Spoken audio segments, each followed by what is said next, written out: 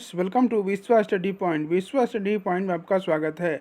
आज हम हिंदी के कुछ महत्वपूर्ण क्वेश्चन देखेंगे जो अक्सर एग्जाम में पूछे जाते हैं। ये बहुत अच्छे क्वेश्चन का सीरीज है, तो वीडियो को लास्ट तक जरूर देखें। इससे आपका 1 या 2 नंबर तैयार हो सकता है। तो आज का जो पहला क्वेश्चन है, किस शब्द में उपसर्ग का प्रयोग हुआ है?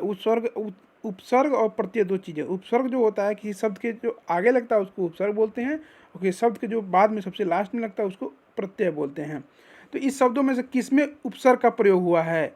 पहला ऑप्शन है लाभदायक, अपनापन, उपकार और पढ़ाई। तो इसमें से जो आपका सी पार्ट है उपकार, इसमें आपका उपसर्ग है उप उपसर्ग लगा हुआ है। तो पहले तो ये पूछता है कि कौन सा उपसर्ग लगा हुआ है, तो इसमें उपसर्ग है और किसमें उपसर्ग लगा है? सी पार्ट में। तो इसका आंसर जो हो जाएगा आपका सी पार्ट उपकार। अगला क्वेश्चन है, निम्नलिखित में से किस शब्द में प्रत्यय का प्रयोग हुआ, जिससे प्रत्यय लास्ट में लगता है? तो इसमें से किसमें प्रत्यय का प्रयोग हुआ है? विकल, धनिक, पुलक, अलग। तो इसमें से आपका जो बी पार्ट है धनिक, तो इसका आंसर हो जाएगा आपका बी पार्ट धनिक, इसमें आपका प्रत्यय लगा हुआ है। इसका आंसर जो होगा आपका बी पार्ट होगा। इसका आंसर जो हो जाएगा बी पार्ट। सी पार्ट गलत टाइप हो गया है। धनिक, इसमें इक प्रत्यय है, क्योंकि ये लास्ट में लगता है। धन और इक मिलकर क्या बना? धनिक बना है। तो ये आपका इक प्रत्यय है इसमें। इसका आंसर जो हो जाएगा आपका बी पार्ट धनिक। अगला क्वेश्चन है, निर्वाह में प्रयुक्त उपसर्ग कौन सा है? देखिए इंपॉर्टेंट क्वेश्चन इस लगा लिए। ये पूछता है सेम कॉमन क्वेश्चन पूछता है, रिपीटेड होता है। निर्वाह जो शब्द है उसमें प्रयुक्त जो उपसर्ग है कौन सा है? नी, निर, निर और निह। तो निर्वाह में जो आपका उपसर्ग है वो आपका ये निर प्रत्यय है। तो इसका आंसर जो है आपका सी पार्ट निर प्रत्यय। निर्वाह में आपका कौन सा उपसर्ग है? निर उपसर्ग है। अगला क्वेश्चन है, चिरायु शब्द में प्रयुक्त उपसर्ग कौन सा है? जो चिरायु शब्द है, ये भी इंपॉर्टेंट क्वेश्चन है, एग्जाम में आया हुआ क्वेश्चन है। चिरायु शब्द में प्रयुक्त उपसर्ग कौन सा है? यू, आयु, ची और चिर। तो चिरायु में आपका जो उपसर्ग है आपका चिर उपसर्ग है। डी पार्ट इसका आंसर हो जाएगा आपका। अगला क्वेश्चन है, पाठशाला किस प्रकार का शब्द है? रूढ़, योग रूढ़, यौगिक, इनमें से कोई नहीं। तो जो पाठशाला है आपका ये आपका योग रूढ़ शब्द है। तो इसका आंसर हो जाएगा आपका बी पार्ट योग रूढ़ शब्द। अगला क्वेश्चन है, योग रूढ़ नहीं, ये आपका सी पार्ट यौगिक शब्द है, क्योंकि दो शब्दों से मिलकर बना है पाठशाला। तो जो दो शब्दों से मिलकर बनता है उसको हम बोलते हैं यौगिक शब्द। अगला क्वेश्चन है, इसका सी पास हो जाएगा, सी पार्ट आंसर हो जाएगा। अगला क्वेश्चन, क वर्ण, जो क वर्ण है किसके योग से बना है? जो क वर्ण, जैसे क वर्ण, च वर्ण, ट वर्ण, तो क वर्ण जो है आपका किस शब्द से मिलकर बना हुआ है? ज प्लस इया, क प्लस ख, क प्लस र, क प्लस अ। तो जो क वर्ण है आपका ये किसमें आधा क होता है और अ होता है। तो इसका आंसर जो है डी पार्ट क प्लस अ।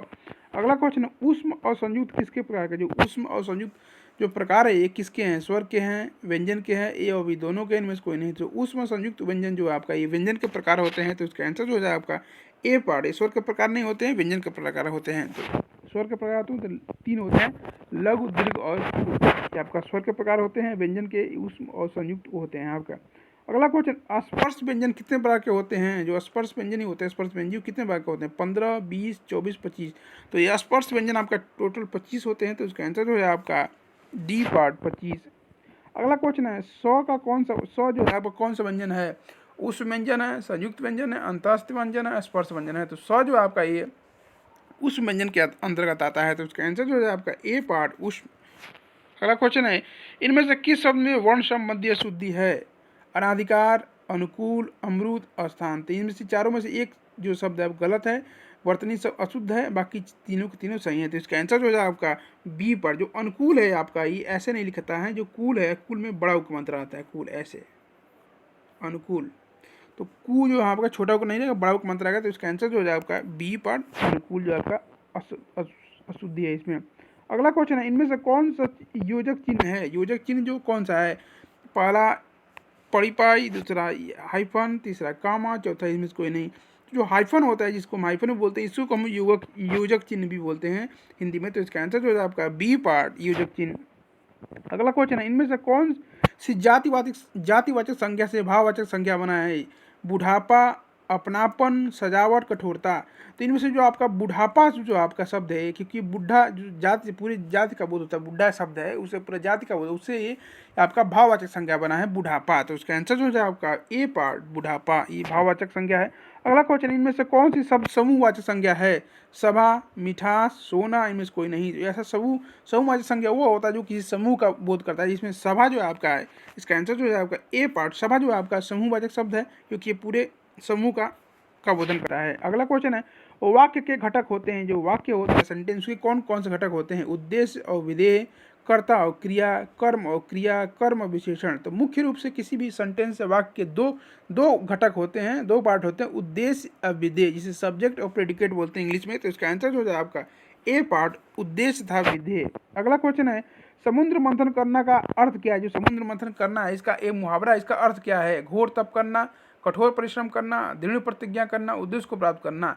तो समुद्र मंथन करने का मतलब होगा आपको कठोर परिश्रम करना है। तो इसका आंसर जो है आपका बी पार्ट, ये आपका मुहावरा है, इसका अर्थ यही हुआ। अगला क्वेश्चन है, विरोध करना के लिए सही मुहावरा कौन सा है? कोई कहता है कि विरोध करना जो है ये आपका, इसके लिए सही मुहावरा कौन सा होता है? सिर झुकाना, सिर उठाना, सिर काटना, सिर चढ़ाना। तो इसका आंसर होता है आपका सिर उठाना। जो सिर उठाने का मतलब होता है कि विरोध करना है किसी के सामने। तो इसका आंसर जो है आपका बी पार्ट सिर उठाना। अगला क्वेश्चन है, विरोध करना के लिए सही मुहावरा क्या है? ये देखिए वही कॉमन क्वेश्चन है, ये आपका ये रिपीट हो गया है, छोड़ देते हैं इसको। अगला क्वेश्चन, नाश कर देना के लिए सही मुहावरा कौन सा है? पानी में आग लगाना, पानी भरना, पानी फेर देना, पानी पानी होना। तो नाश कर देना के लिए जो सही मुहावरा है आपका ये होना कि सी पार्ट पानी फेर देना। इसका आंसर जो है आपका सी पार्ट पानी फेर देना। पानी फेर देना मतलब कि नाश कर देना। इसका आंसर जो है आपका सी पार्ट होगा। अगला क्वेश्चन है, देखिए बहुत इंपॉर्टेंट क्वेश्चन है, इसको याद कर लीजिए, रट लीजिए। अलंकार का क्वेश्चन है, ये सेम एस आता है और रिपीटेड होता है। एक सेंटेंस है आपका ये रहीम जात का, रहीमन पानी राखिए बिन पानी सब सून। इस पंक्ति में कौन सा आपका अलंकार है? यमक अलंकार, श्लेष अलंकार, अतिशोक्ति अलंकार, अनुप्रास अलंकार। तो रहीमन पानी राखिए बिन पानी सब सून, पानी गए न उबरे मोती मानुष चून, ये आपका दोहा है, इसमें आपका ये श्लेष अलंकार होता है। तो इसका आंसर जो है आपका बी पार्ट श्लेष, क्योंकि इसमें क्या है कि पानी जो है दो जगह यूज हुआ, दोनों जगह इसका अलग अलग अर्थ है। तो उसका आंसर जो है श्लेष होता है आपका ऐसे होता है। अगला क्वेश्चन है, आज का लास्ट क्वेश्चन है, दिए गए विकल्पों में से मारुत जो शब्द है उसका परवाची शब्द किसका है? या मारुत किसका परवाची शब्द है? देवता का, वायु का, पृथ्वी का, तालाब का। तो मारुत जो शब्द क्या आपका ये वायु का परवाची शब्द है। तो इसका आंसर हो जाएगा बी पार्ट, क्योंकि हम ये हनुमान जी को मारुत नंदन भी बोलते हैं, क्योंकि मारुत मतलब वायुदेव के पुत्र हैं। तो मारुत जो आपका ये मारुत नंदन बोलते हैं हनुमान जी को। तो मारुत जो आपका ये परवाची है आपका वायु का परवाची है। तो इसका आंसर जो जाएगा बी पार्ट। तो आज बच्चे क्वेश्चन नहीं समाप्त होते हैं। आज के लिए इतना ही। अगर वीडियो अच्छे लगे, मेरा क्वेश्चन अच्छे लगे, तो please like subscribe and share जरूर करें, इससे हमको मोटिवेशन मिलेगा और आगे अच्छे से अच्छे वीडियो लाएंगे। तो आज के लिए इतना ही। Thanks for watching my video. Thank you so much.